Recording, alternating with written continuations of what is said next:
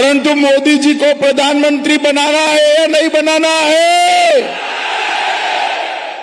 यहां पर भाजपा सरकार बनानी है या नहीं बनानी है? तो क्योंझर वालों, ऐसी आवाज नहीं चलेगी। मेरे साथ दोनों हाथ उठाइए, उठाइए दोनों हाथ, इस ओर भी उठाए, रोड पर भी उठाइए। विजय के संकल्प की मुट्ठी भींच कर बोलिए, जय जगन्नाथ, जय श्री राम, जय जय श्री राम। मंच पर उपस्थित श्रीमान धर्मेंद्र प्रधान जी, हमारे शिक्षा मंत्री भारत सरकार, फग्गन सिंह कुलस्ते जी, ग्रामीण विकास मंत्री जी, अंशुमान सबूजा जी, बिरंची त्रिपाठी जी, श्रीमती ममिता नायक जी, नीकू साहू जी, सुखदेव मोहंता जी, संजीव महंती जी, देवेंद्र जैना जी, अश्विनी पटनायक जी, सुनंदिनी भंजदेव जी, महेश्वर साहू जी, सत्यव्रत पांडा जी, और आज भाई तुम्हें क्या बीच यहाँ कोने में चले जाओ। आज जिनको जिताने के लिए मैं आया हूं, क्योंझर के हमारे प्रत्याशी, आगे आओ अनंत भाई, यहाँ आओ, अनंत नायक जी, मोहन चरण माझी जी, डॉक्टर फकीरा नाइक जी, श्री अखिला नाइक जी, मुरली मनोहर शर्मा जी, शंभुनाथ राउत जी, आलोक सेठी जी, और आज इस विशाल जनसभा में आए हुए प्यारे भाइयों, बहनों, माताओं और मेरे जिगर के टुकड़े जैसे युवा मित्रों, आप सभी को नमस्कार। भाइयों बहनों, सबसे पहले मैं जगन्नाथ प्रभु को प्रणाम कर कर मेरी बात की शुरुआत करना चाहता हूं। मां तारिणी मंदिर, बलदेव जी मंदिर, गोनासिका मंदिर, मुर्गा महादेव और हमारे महान स्वतंत्रता सेनानी धरणीधर भूया जी को प्रणाम कर कर मेरी बात की शुरुआत करता हूं। भाइयों बहनों, ये भूमि जगबंधु चक्रवर्ती की भी भूमि है। चक्रवर्ती जी को भी मैं प्रणाम करता हूं। क्योंझर वालों, मैं पूरे देश में घूमते घूमते घूमते आज क्योंझर आया हूं। 5 चरण का चुनाव समाप्त हो चुका है। परिणाम जानना है क्या? अरे जोर से बोलो, परिणाम जानना है क्या? देखो भाई, 5 चरण में मोदी जी 310 से ज्यादा सीटें जीतकर सरकार बनाने का काम पूरा। अब छठे और 7वें चरण में 400 पार कराना है, 400 पार कराना है। मुझे बताओ क्योंझर वालों, यहां से 1 कमल लोकसभा में और 7 कमल विधानसभा में भेजोगे क्या? जोर से बोलो, भेजोगे क्या? भाइयों बहनों, ये चुनाव जो है वो मोदी जी को प्रधानमंत्री बनाने का चुनाव। आप हमारे प्रत्याशी अनंत नायक के नाम के सामने कमल का निशान है, उस पर जैसे ही बटन दबाओगे, आपका वोट मोदी जी को प्रधानमंत्री बनाने के काम में आएगा। आपका वोट करोड़ों आदिवासी भाइयों बहनों को जीवन में उजाला फैलाने के काम में आएगा। आपका वोट उड़ीसा को समृद्ध बनाने के काम में आने वाला है। और भाइयों बहनों, मैं आज यहां कहने आया हूं, मेरे आदिवासी भाइयों बहनों, हमारे नरेंद्र मोदी जी ने आदिवासी विकास के लिए ढेर सारा काम किया है। सबसे पहले ओडिशा की गरीब आदिवासी की बेटी द्रौपदी मुर्मू को राष्ट्रपति बनाने का काम हमारे नरेंद्र मोदी जी ने किया। भाइयों बहनों, एक कांग्रेस पार्टी आदिवासियों के लिए कुछ नहीं करती। आदिवासी कल्याण मंत्रालय अगर किसी ने बनाया तो हमारे पूर्व प्रधानमंत्री अटल बिहारी वाजपेयी ने बनाने का काम किया। और नरेंद्र मोदी जी ने ओडिशा, तेलंगाना और आंध्र प्रदेश से नक्सलवाद को समाप्त करने का काम हमारे नरेंद्र मोदी जी ने किया है। भगवान बिरसा मुंडा के जन्मदिन को जनजाति गौरव दिन मनाया और 2025 में 125 साल हो रहे बिरसा मुंडा को, पूरे साल को आदिवासी गौरव वर्ष मनाने का काम हमारे नरेंद्र मोदी जी कर रहे हैं। भाइयों बहनों, एक क्योंझर के प्रदेश के अंदर बहुत सारा खनिज है। यहां से खनिज निकालकर देश भर की समृद्धि बढ़ती है, मगर क्योंझर को कुछ नहीं मिलता था। नरेंद्र मोदी जी ने डिस्ट्रिक्ट मिनरल फंड की रचना कर 85,000 करोड़ रुपया आदिवासी क्षेत्रों के विकास के लिए देने का काम नरेंद्र मोदी जी ने किया। एक कांग्रेस की सरकार, बीजू जनता दल की सरकार, कुल मिलाकर केंद्र का आदिवासी कल्याण का बजट कितना था? सिर्फ 25,000 करोड़ रुपया। भाइयों, कितना था? अरे जोर से बोलो, कितना था? नरेंद्र मोदी जी ने इसको बढ़ाकर 1,25,000 करोड़ करने का काम नरेंद्र मोदी जी ने किया। भाइयों बहनों, मोदी जी ने आदिवासी बच्चों के लिए 740 एकल विद्यालय बनाए, एकलव्य विद्यालय बनाए। 1 लाख आदिवासी बच्चे ये रेसिडेंशियल स्कूल में पढ़ रहे हैं। 40,000 आदिवासी शिक्षकों की भर्ती की। और इसके साथ साथ मोदी जी ने एक बहुत बड़ा काम किया। सिकल सेल एनीमिया के लिए एक मिशन बनाकर 10 साल के बाद एक भी आदिवासी बच्चे को सिकल सेल न हो, इस प्रकार की व्यवस्था करने का काम हमारे नरेंद्र मोदी जी ने किया। धर्मेंद्र भाई बैठे हैं यहां पर।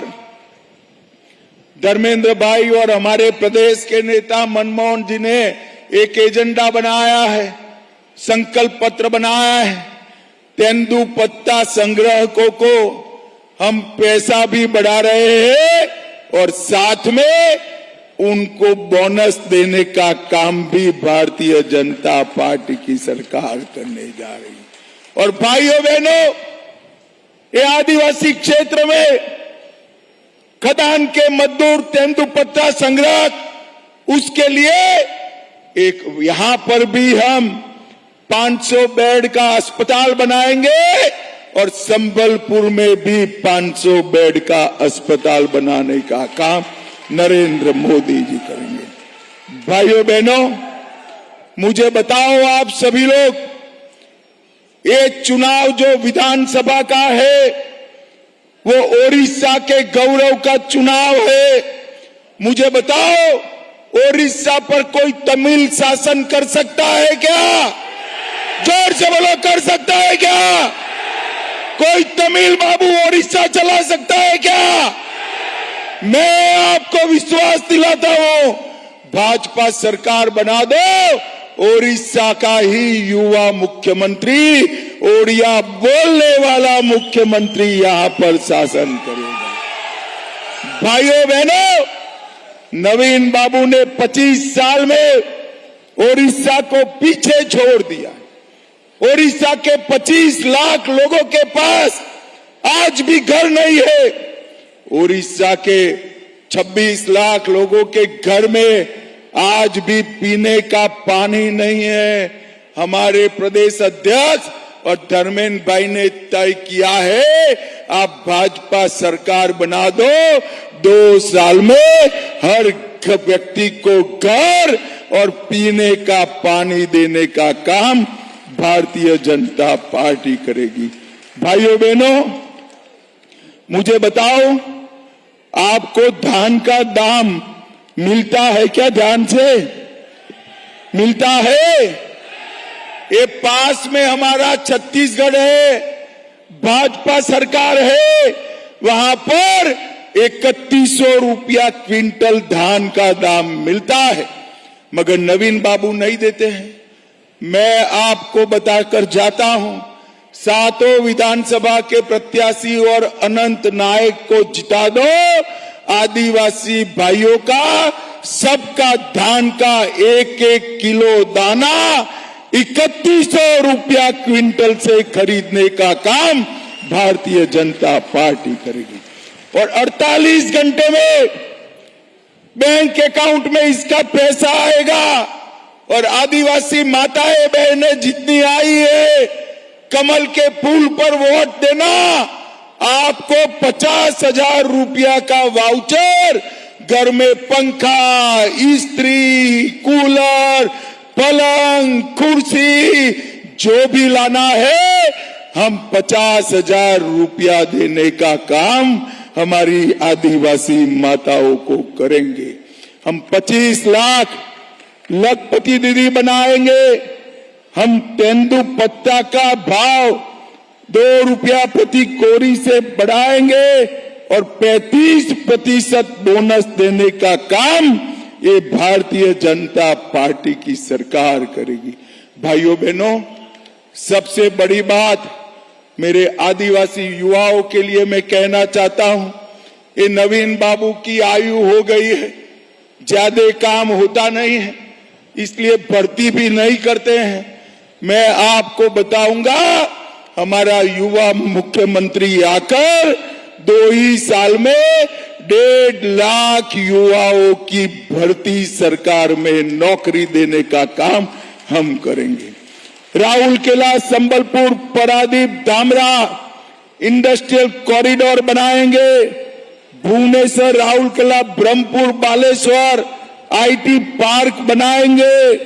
15 लाख घर बनाएंगे, 26 लाख घरों में पानी देंगे और 5 लाख तक का आपका इलाज, चाहे कहीं पर भी काम करने जाइए, पूरे देश पर भी, गुजरात जाइए, महाराष्ट्र जाइए, हरियाणा जाइए, कर्नाटक जाइए, देश भर में कहीं पर भी जाइए, 5 लाख तक का इलाज आयुष्मान भारत योजना से फ्री ऑफ कॉस्ट, मुफ्त में कराने का काम भाजपा सरकार करेगी। 36,000 नए बिस्तर बनाए जाएंगे और भाइयों बहनों, मैं कहकर जाता हूं, 5 साल में हम ओडिशा को भारत का नंबर 1 राज्य बनाएंगे, नंबर 1 राज्य। भाइयों बहनों, अभी मोदी जी आपको 5 किलो अनाज भेज रहे हैं ना? भाई माताएं बहनें बोलो, 5 किलो चावल मिल रहा है ना? अब ये नवीन बाबू कहते हैं कि 5 किलो चावल हम भेज रहे हैं। अरे नवीन बाबू, आप चावल नहीं भेज रहे हो, इसके ऊपर जो झोला होता है ना, झोला देखा है ना? ये सिर्फ झोला नवीन बाबू देते हैं। ये चावल वाली सरकार नहीं है, झोले वाली सरकार है, झोले वाली सरकार। आदिवासी माताओं, मुझे बताओ, झोला कोई खा सकता है क्या? अरे जोर से बोलो, झोला पका सकते हो क्या? और चावल ही खाया जा सकता है। नवीन बाबू, झोले जितने रुपये का चावल ज्यादा दे देते, मेरे आदिवासी बच्चे थोड़ा पेट भरकर खा पाते। मगर मैं बताता हूं, ये झोले बोले की राजनीति नहीं चलेगी। हर आदिवासी भाई बहन को 5 किलो अनाज 2029 तक नरेंद्र मोदी और भारतीय जनता पार्टी की सरकार मुफ्त में देने वाली है। वन रेशन कार्ड, हमारा कोई भी आदमी बाहर काम पे जाता है, उसको सस्ता अनाज नहीं मिलता है। छत्तीसगढ़ से कोई जाएगा, गुजरात जाएगा, महाराष्ट्र जाएगा, वो अपने हिस्से का अनाज लेकर वहां खा लेगा। मगर हमारे ओडिया बच्चों को नहीं मिलता है, क्योंकि नवीन बाबू ने one nation one ration card पर रोक लगाई है। मैं आपको कहता हूं, भाजपा सरकार बना दो, one nation one ration card हम लागू कर रहे। एक क्योंझर के अंदर 2400 करोड़ रुपया से मोदी जी ने गांव के रोड बनाए। 1100 करोड़ रुपया से सिंगरा से बिंजा बहल खंड को 4 लेन किया। 162 kilometre Banspani, देतारी, tonka, जखारपुर railway line पूरी कर दी। केंदुर जारगढ़ और झारोली रेलवे स्टेशन नए बन रहे हैं। सिमिली पलकाई चटनी को जीआई टैग दिया। लगभग 3,50,000 घर बनाए। लगभग 12,000 हेक्टेयर में माइक्रो इरिगेशन किया। 8,12,000 शौचालय बनाए। 6,70,000 घरों में पीने का पानी पहुंचाया। और फसल बीमा योजना भी 1,65,000 करोड़ लोगों को, 1,65,000 लोगों को दी। भाइयों बहनों, अंत में मैं पूछना चाहता हूं, अयोध्या में राम मंदिर बनना चाहिए था या नहीं बनना चाहिए था? माताएं बहनें भी बोले बनना चाहिए था या नहीं बनना चाहिए था? एक कांग्रेस पार्टी सालों से राम मंदिर को रोक कर रखी थी। हमारे नरेंद्र मोदी जी ने 5 ही साल में केस भी जीता, भूमि पूजन भी किया और 24 जनवरी को प्राण प्रतिष्ठा कर जय श्री राम। भाइयों बहनों, नवीन बाबू और उनके बाबू दोस्त ये राम महोत्सव रोकते थे। मुझे बताइए, उत्कल प्रदेश वालों बताइए, राम महोत्सव रोकना चाहिए था क्या? जोर से बोलो, रोकना चाहिए। जो राम महोत्सव रोकता है, इसके साथ हम जा सकते हैं क्या? भाइयों, महाप्रभु जगन्नाथ, उसके चारों दरवाजे हमारे आदिवासी भाइयों के लिए खुले रहते थे। 3 दरवाजे बंद कर दिए। कोई बात नहीं, नवीन बाबू करो जो करना है वो। 1 तारीख के बाद भाजपा सरकार बननी है। चारों दरवाजे खोलकर हम जगन्नाथ जी का दर्शन करेंगे। ये रत्न भंडार जगन्नाथ जी का मेरा गरीब से गरीब आदिवासी भाई पीढ़ियों से जगन्नाथ जी को जो भाव में आता है वो चढ़ाता है। ये रत्न भंडार में आया हुआ 1-1 रुपया, 1-1 ग्राम सोना, 1-1 ग्राम चांदी महाप्रभु जगन्नाथ का है। और रत्न भंडार की चाबियां घूम डुप्लीकेट चाबी बनाई, हिसाब नहीं देते कितनी बार खोला है। मैं आज कहकर जाता हूं, जांच आयोग का रिपोर्ट भाजपा सरकार 100 दिन में प्रकाशित कर रत्न भंडार के खजाने के चोरों को सजा कराने का काम भारतीय जनता पार्टी करेगी। भाइयों बहनों, मैं जब यहां आया हूं तब आप सभी को बताने आया हूं। भाइयों बहनों, नरेंद्र मोदी जी ने देश को सुरक्षित करने का काम किया है। मुझे बताओ आप लोग, कश्मीर से धारा 370 हटनी चाहिए थी या नहीं हटनी चाहिए थी? अरे जोर से बोलो, कश्मीर हमारा है या नहीं है? और जोर से बोलो, है या नहीं है? एक कांग्रेस के अध्यक्ष कहते हैं राजस्थान और उड़ीसा वालों को कश्मीर से क्या लेन देन? अरे खड़गे बाबू, मैं बताने आया हूं क्यों जर और उड़ीसा का बच्चा बच्चा कश्मीर के लिए अपनी जान दे सकता है, जान दे सकता है। भाइयों बहनों, मोदी जी ने धारा 370 को समाप्त कर कश्मीर को हमेशा के लिए भारत का बनाने का काम नरेंद्र मोदी जी ने किया। और अब बारी है पाक ऑक्यूपाई कश्मीर की बारी है। एक कांग्रेस के नेता मणिशंकर अय्यर हमें धमकाते हैं कि पाकिस्तान के पास एटम बम है, पाक ऑक्यूपाई कश्मीर की बात मत करो। अरे मणिशंकर अय्यर, आपको डरना है तो डरो, राहुल बाबा को डरना है तो डरे। हम तो भारतीय जनता पार्टी के कार्यकर्ता हैं, हम नहीं डरते हैं। मैं आज डंके की चोट पर मेरे आदिवासी भाइयों बहनों के सामने कहकर जाता हूं, पाक ऑक्यूपाई कश्मीर हमारा है, रहेगा और उसको हम लेकर रहेंगे, वो हमारा है। भाइयों बहनों, एक कांग्रेस के शासन में आए दिन बम धमाके होते थे, कोई कुछ नहीं करता। मोदी जी को आपने प्रधानमंत्री बनाया, उरी और पुलवामा में पाकिस्तान ने हमला किया, 10 ही दिन में मोदी जी ने सर्जिकल स्ट्राइक और एयर स्ट्राइक कर पाकिस्तान के घर में घुसकर आतंकवादियों का सफाया करने का काम नरेंद्र मोदी जी ने किया। मुझे बताओ भाइयों बहनों, एक घमंडिया गठबंधन है, वो अगर जीतता है तो उनका नेता कौन है? कोई नेता? कोई है नेता? मुझे बताओ, उसमें से कोई पाकिस्तान को मुंह तोड़ जवाब दे सकता है क्या?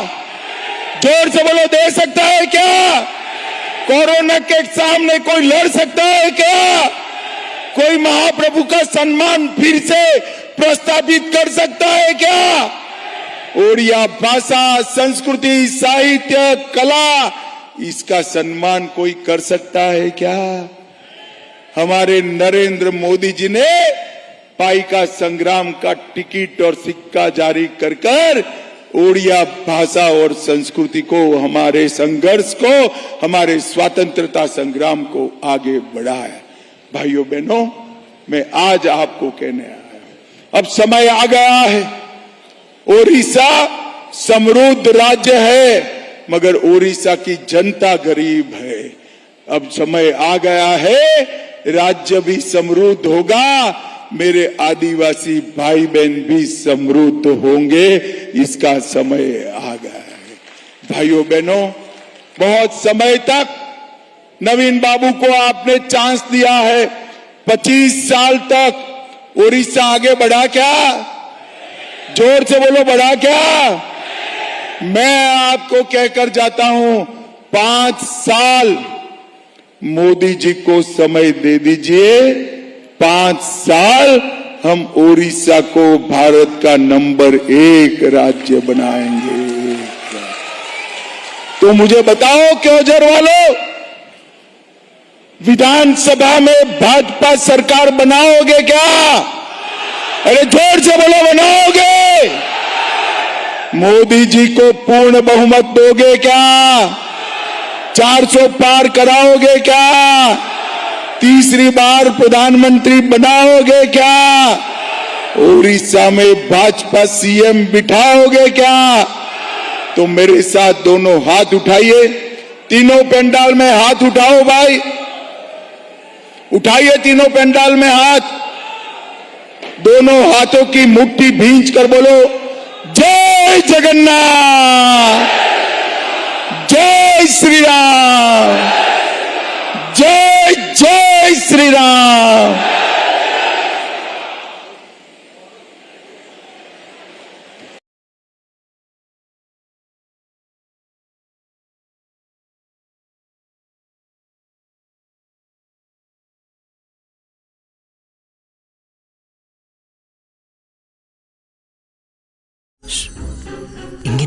யோசிக்கிறேன். எப்படி எடுக்கிறதுன்னு யோசிக்கிறேன். இப்படி எடுத்தா போச்சு.